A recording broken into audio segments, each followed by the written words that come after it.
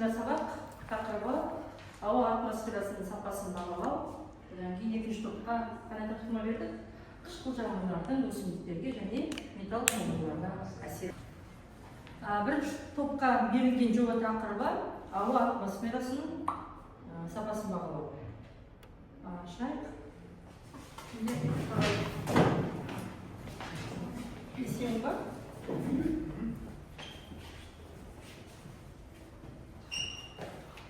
Біздегі семинардың тақырыбы ауа атмосферасының сапасын бағалау. Бізде ауа сапасы дегенге тоқталатын болсақ, ол ауа сапасы атмосферадағы зиянды заттардың, яғни газдардан, бөлшектерден, иістерден құралған концентрациясын сипаттайтын экологиялық көрсеткіш болып табылады. Таза ауа ол адамның денсаулығына және жануарлар мен өсімдіктердің әлеміне, жалпы экожүйеге зиян келтірмейтін ауа болып табылады. Яғни құрамы таза, яғни бөлшектерден жоқ, газдардан жоқ, таза ауаны айтады. Ауа сапасын бағалаудың мақсаттарына келетін болсақ, адам денсаулығын қорғау, яғни тыныс жолдарының аурулардың алдын алу деген сияқты. Келесі бізде екінші мақсаты ол бізде қоршаған ортаны сақтау, яғни ластанудың табиғи экожүйеге әсерін азайту болып табылады. Үшінші мақсаты ол экологиялық бақылау, яғни ластану көздерін анықтау және де шектеу. Қалалардағы өмір мақсатын және де жақсарту, ол көлік қозғалысын жол қозғалысы мен құрылыс жұмыстарын азайту, яғни оларды реттеу деген сияқты. Сол жайды барып айтатын боламыз. Яғни бесінші мақсаты ол бізде экологиялық саясатқа негіз болу, заңдар мен стандарттар дайындау үшін ғылыми негіздерді ұсыну болып табылады. Бізде негізгі ластаушы заттар. Бірінші бізде көміртек оксиді отынның толық жанбауы нәтижесінде бөлінеді, адамның қанындағы оттегін алмастырып қолдануға әкеледі. Екінші бізде азот оксиді, ол автокөліктер мен өндіріс процестерінде шығарылады, тыныс алу процесін тітіркендіреді. Ол бізде тыныс алу жолдарын тітіркендіреді. Үшінші бізде күкірт диоксиді, ол көмір мен мұнай жануының нәтижесінде түзіледі. Ол бізде қышқыл жануарлардың негізгі себебі болып табылады. Төртінші азот. Ол жер бетіндегі жақын аймақтарда пайда болған азот тыныс алуға зиянды болып саналады. Бесінші қатты бөлшектер, ол өте ұсақ шаң тозаңдарынан өтпеге терең енеді. Бесінші ұшпалы органикалық қосылыстар, ол бояулардан және де тұрмыстық химиялық заттардан өндірістерде бөлінеді.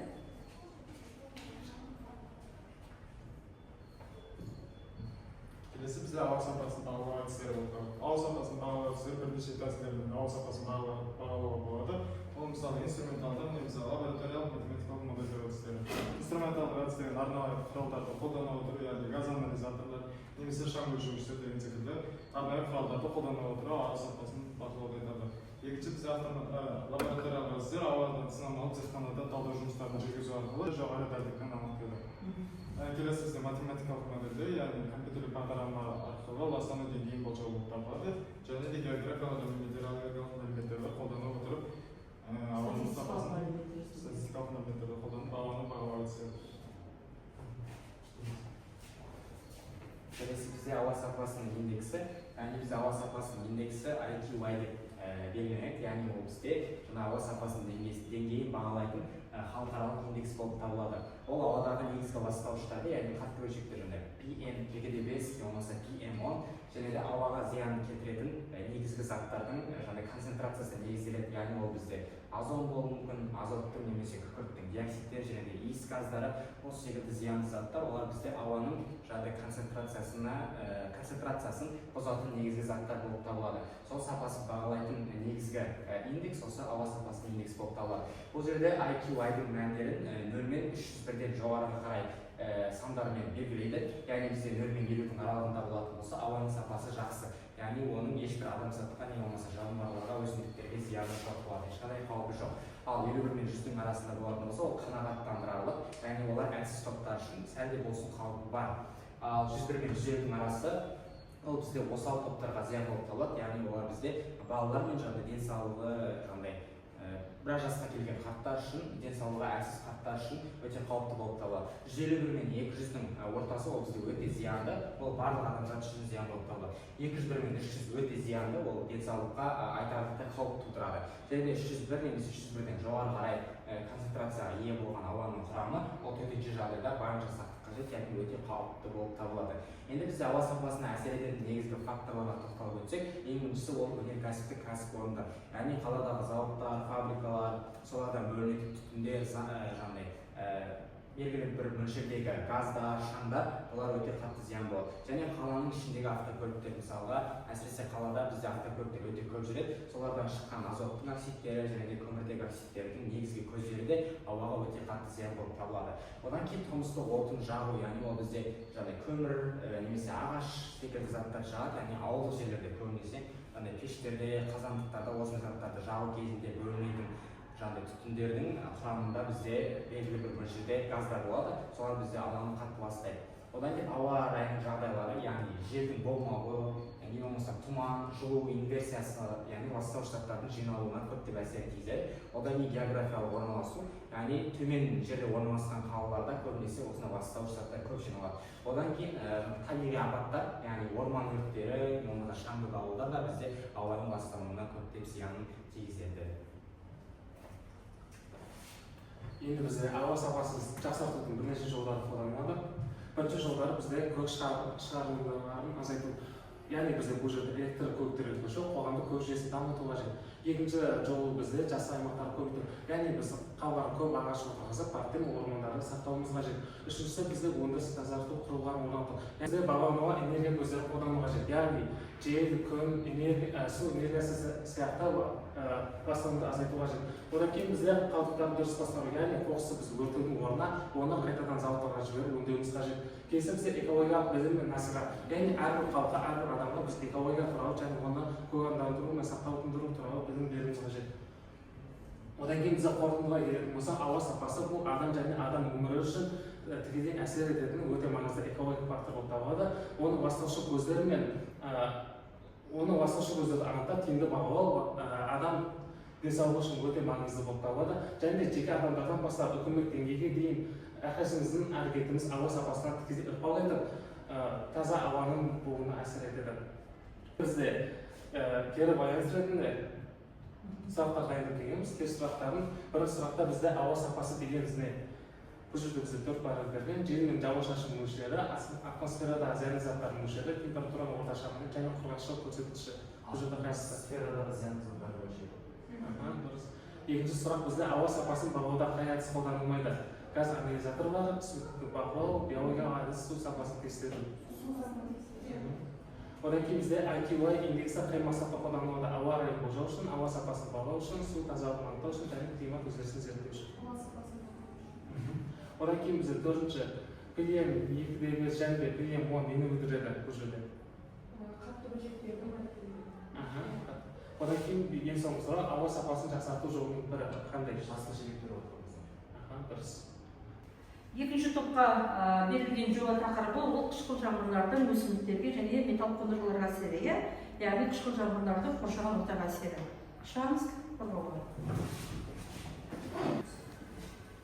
Біздегі тақырып қышқыл жаңбырлардың жалпы өсімдіктерге, металдарға әсері. Жалпы қышқыл жаңбырлар қайдан пайда болады? Қышқыл жаңбырлар күкірт диоксиді мен азот оксидтерінің химиялық реакциялар нәтижесінде пайда болады. Бұл ластағыштар көбінесе өндірістік шығарындылар мен автокөліктердің әсерінен пайда болуы мүмкін. Жалпы өсімдіктерге әсеріне келетін болсақ, қышқылдар жалпы өсімдіктердің жапырақтарынан, олардың тамырларын бұзып, фотосинтез процесіне қиындықтар туғызады және олар өсімдіктердің өсуін баяулатып, тіпті олардың өлуіне әкеліп соқтыруы мүмкін. Екіншіден, топырақ құрамына әсері, яғни минералдар мен қоректік заттардың балансын бұзып, сол топырақ құрамындағы әртүрлі элементтердің шайылып кетуіне әкеліп соғады. Жалпы қышқыл жаңбырлардың pH деңгейінің өсімдікке өсуінің әсерін айтатын болсақ, pH деңгейінің өсімдікке өнімділігін едәуір төмендетеді, яғни оны туындайтын зиянды әсерден көруге болады. Жалпы зерттеуде көріп отырғанымыздай, pH мәні жоғарылаған сайын өсімдіктің өсу қабілеті артады.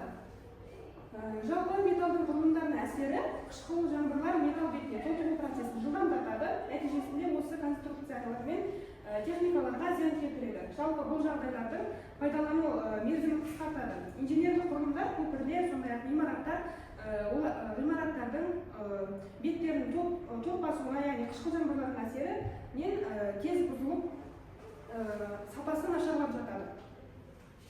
Келесі бізде топырақ құрамына әсерін айтатын болсақ, қышқыл жаңбырлар топырақтың қышқылдығын арттырады және де бұл бізде табиғаттағы минералдар мен микроэлементтердің жоғалуына алып келеді. яғни нәтижесінде топырақтың құнарлылығы төмендейді. Бұл процесс ауыл шаруашылығына тигізетін әсері зор, яғни өсімдіктердің өнімділігі мен сапасына теріс әсер береді. Нәтижесінде фермерлер қосымша шараларды қолдануға мәжбүр болады.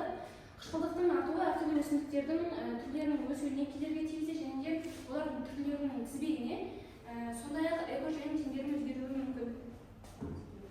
Осы негізгі қышқыл жаңбырлардың көздеріне келетін болса, олар бізде өнеркәсіптегі шығатын күкірт диоксидтері, автомобильдерде шығатын азот оксидтерді, энергия көздері, мұнай мен көмірлерді айтамыз. Және бұлардың әсерінен бізде негізгі қышқыл жаңбырдың көзі, олар бізде атмосфераны ластайды.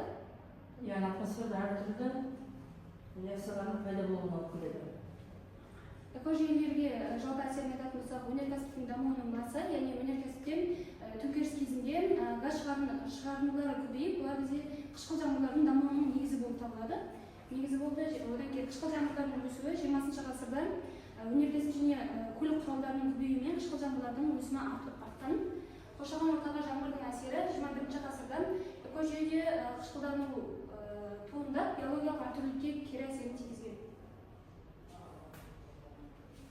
Жалпы адам денсаулығына әсері, тыныс алу жолдарына әсеріне келетін болсақ, қышқыл жаңбырлар ауаның сапасын төмендетіп, тыныс алу жолдарындағы түрлі ауруларды тудыруы мүмкін.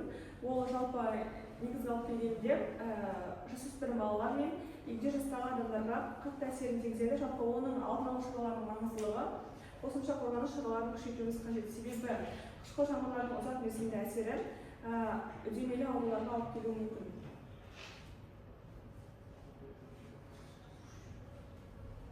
Жалпы қышқыл жаңбырлардың аймақ бойынша айырмашылықтарына келетін болсақ, қышқыл жаңбырлар өсімдіктердің өсуін тежеп, металдарды баяулатады. Аймақтар арасында климаттық ауытқуларға алып келеді. Жалпы диаграммада көрсеткендей, аймақтық климат қышқыл жаңбырлардың концентрациясына әсер етіп, олардың экосистемаларға кері ықпалын тигізеді. Мысалға көрсететін болса, бұл жерде ең жоғарғы көрсеткішті оңтүстік Қазақстан алса, келесі орында шығыс Қазақстан алып тұр. Не себепті? Мына диаграмманы түсіндіре қойшы, не себепті мысалы оңтүстік Қазақстанда қышқыл жаңбырлардың мысалға оңтүстік Қазақстандағы мысалға ол жақтағы өндірістік орындардың көп болуы да қышқыл жаңбырлардың мөлшерінің көбеюіне алып келеді. Онdan бөлінетін жаңағы айтып өткендей азот оксидтері, күкірт диоксидтері бөліну салдарынан қышқыл жаңбырдың мөлшері көрсеткіші көп болады оңтүстік Қазақстанда. Келесі қорғаныс шаралары ретінде өнеркәсіптік шығындарды азайтудың маңызы. Себебі олар қышқыл жаңбырдың негізгі көзі болып табылады. Жаңа айтып өткендей, өндірістерден бөлінген азот оксидтері, күкірт диоксидтері, осылардың барлығы жалпы негізгі көзі болып табылады. Жасыл энергия көздерін қолдану табиғаттағы зиянды өзгерістерді болдырмауға мүмкіндік береді. Өсімдіктер, жаңағы ағаштар отырғызудың барлығы жалпы табиғаттағы экожүйені қайта қалпына келуге әсерін тигізеді. Қышқыл жаңбырлармен күресуде тыңайтқыштардың құрамын бақылау маңызды. Жалпы қазіргі қолданылатын тыңайтқыштардың көп бөлігі өсімдіктердің құрамын нәлендірумен қатар жалпы топыраққа да кері әсерін тигізіп, өзінің зиянын тигізіп жатыр. Сол себептен де шығатын тыңайтқыштардың барлығын құрамын мөлшерін салдарлап өткізуіміз керек. Қорғау шараларындағы халықаралық ынтымақтастық қажет. Мемлекетаралық келісімдер және тәжірибе алмасулар қышқыл жаңбырдың мөлшерін азайтуға едәуір ықпалын тигізеді. Бізде табиғи қорғау ықпалы көгалдану жобалары экожүйенің тұрақтылығын арттыруға бағытталған болып табылады. Тіршілік орнын қалпына келтіру арқылы қоршаған ортаға қышқыл жаңбырлардың зиянды әсерін азайтуға болады. Орманды қайта жаңғырту табиғатты қорғаудың негізгі шараларының бірі болып табылады. Ормандардың қалпына келуі ауаның тазаруы және климаттың тұрақтылығын сақтау үдерісінде маңызды рөл атқарады. Бізде келесі қышқыл жаңбырлармен күресу шаралары. Мысалы, кестеде көрсетілген бізде шаралар технологиялық бақылауды жүргізетін болсақ, нәтижесінде зиянды шығындылардың азаюы жайлы. Одан екінші шарамыз заңнамалық шаралар нормативтік талаптарды күшейтуге алып келеді, ал көгалдану экожүйенің қалпына келуі білім беру сапасында қоғамдық түсініктің артуына алып келеді.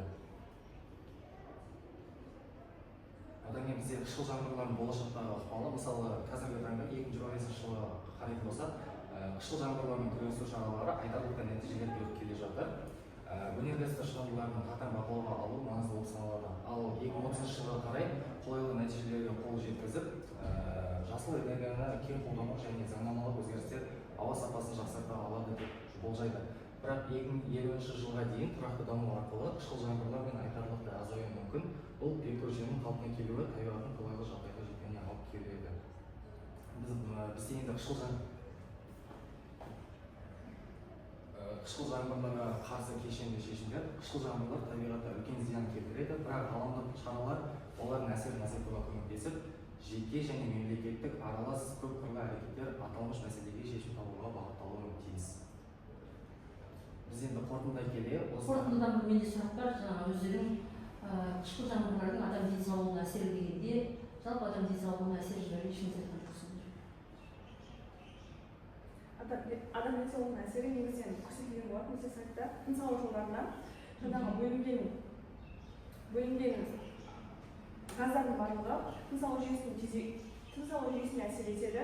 Сонымен қатар егер де онымен жаңағыдай оны қорғаншылығын күшейтпесе, тіпті ол жаңағы денсаулық жүйесіндегі үдемелі ауруларға дейін алып келуі мүмкін. Мысалы өзіңіз білетін ауруларға дейін алып келеді.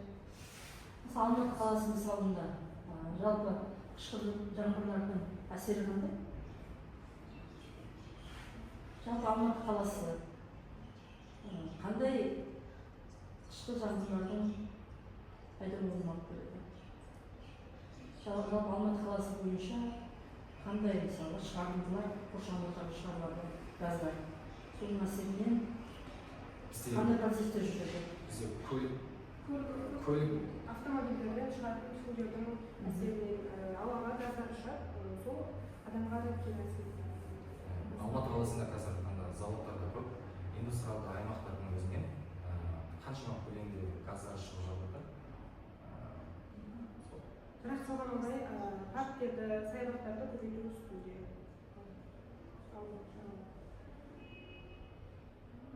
Сіз қандай сұрақтан бар?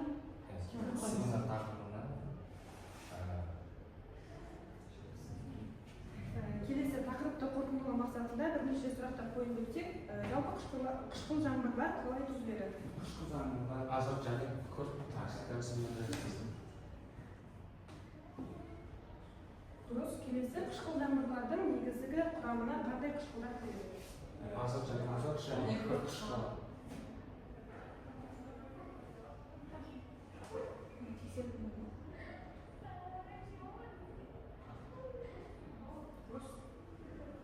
Келесі қышқыл жаңбырлар өсімдіктердің жапырақтарына қалай зиян келтіреді? Түсінің ағаруына кеуіп кетуі.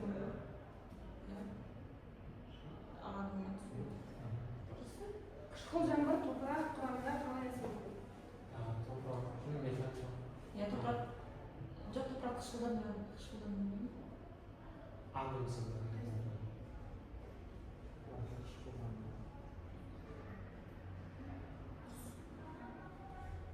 Өсімдіктердің тамыр жүйесі қышқыл жаңбырдан қандай өзгерістерге ұшырайды? Тамырлар шірейді, әлсірейді.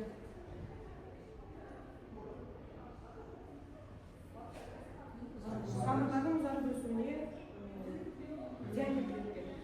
Қышқыл жаңбырлар нәтижесінде өсімдіктердің өсуі мен өнімділігіне қалай әсер етеді? өнімділік төмендейді.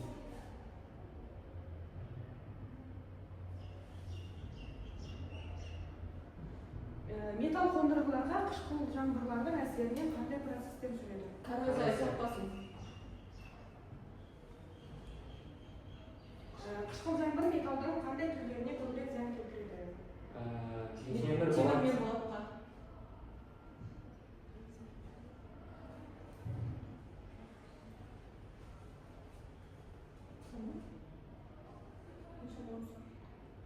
Металл қондырғыларды қышқыл жаңбырлардан қорғау үшін қандай әдістер қолданылады? Арнайы бояумен қаптау.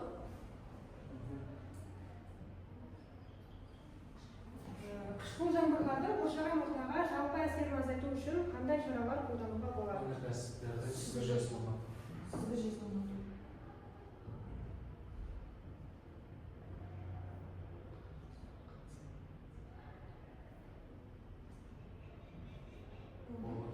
Осымен сұрақтарымыз аяқталды.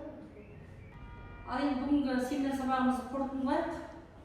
Жалпы ауа сапасын бағалау үшін қандай көрсеткішті қолданады екенбіз?